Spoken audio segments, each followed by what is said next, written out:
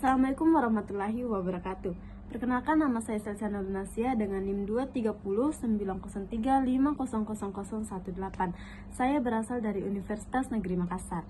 Nah, teman-teman, pada kesempatan ini saya membuat video wawancara dengan salah satu staf yang ada pada Komisi D DPRD Sulawesi Selatan.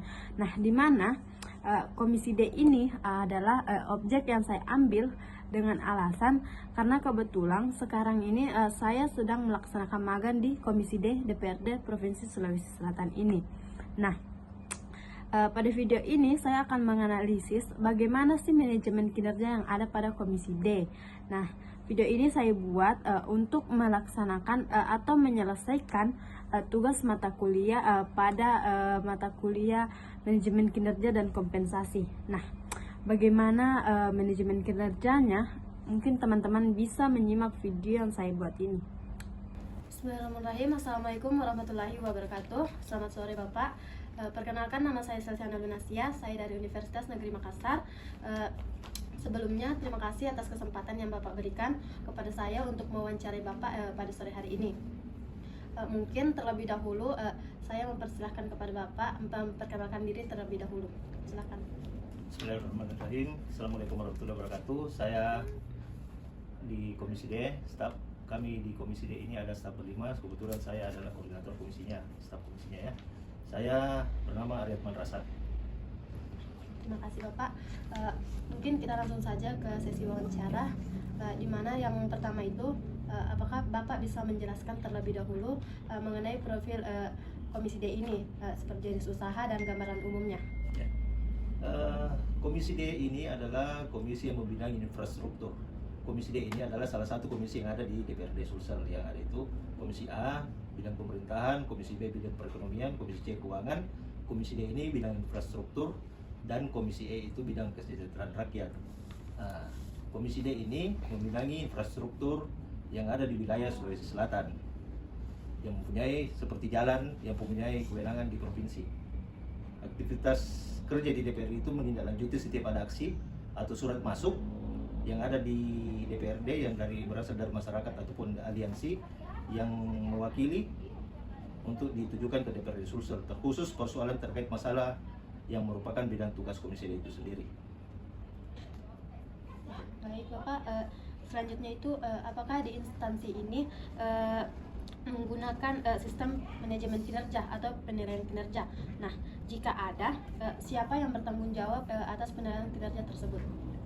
Sistem manajemen kinerja pegawai di sekretariat DPRD itu merupakan bidang tugas yang ada di bawah naungan yang namanya Kepala Subbagian Tata Usaha dan Kepegawaian.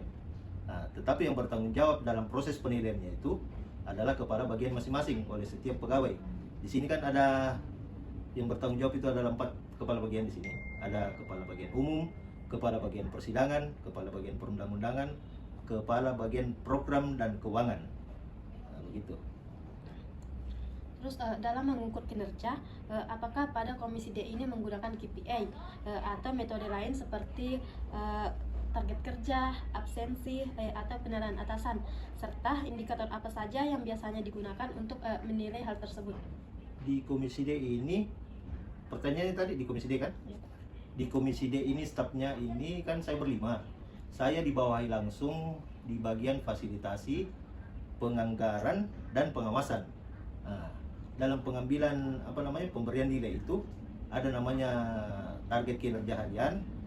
Tapi kita setiap tahunnya itu biasanya melapor yang namanya itu SKP, sasaran kinerja pegawai.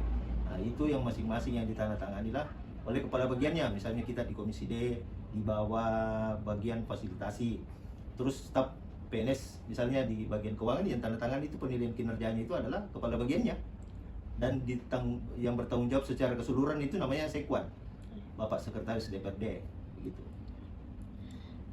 Bagaimana proses penilaian kinerja ini dilakukan dan seberapa sering dilakukan, serta apakah pegawai mendapatkan umpan balik atau evaluasi dari hal ini? Ya, kita kan setiap bulan, setiap harinya itu kan kita membuat sasaran kinerja, apa aktivitas kita setiap hari, terus dilaporkan setiap bulan. Ada yang setiap bulan, ada yang setiap tahun, seperti itu. Baik Bapak, selanjutnya yaitu apakah hasil penilaian kinerja memiliki keterkaitan dengan kompensasi seperti gaji, tunjangan, atau insentif lainnya, dan bagaimana mekanisme pemberiannya? Nah, pasti berpengaruh juga, tapi bukan terhadap gaji ya. Kalau gaji itu tidak ada pengaruhnya. Yang berpengaruh itu adalah TPP, tunjangan tambahan tunjangan penghasilan pegawai. Nah, itu berkurang ketika kita malas datang. Itu berkurangnya di situ. Begitu. Jadi kalau kita malas, ya jangan harap mau dapat yang normal. Pasti di bawah dari yang normal, seperti itu.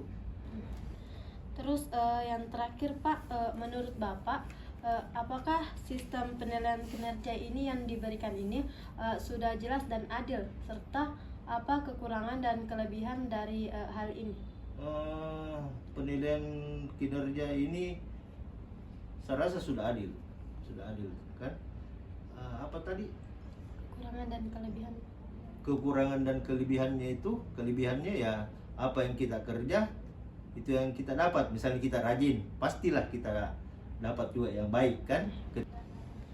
Baik, terima kasih Bapak atas jawaban yang diberikan. Mungkin itu saja. Assalamualaikum warahmatullahi wabarakatuh. Assalamualaikum.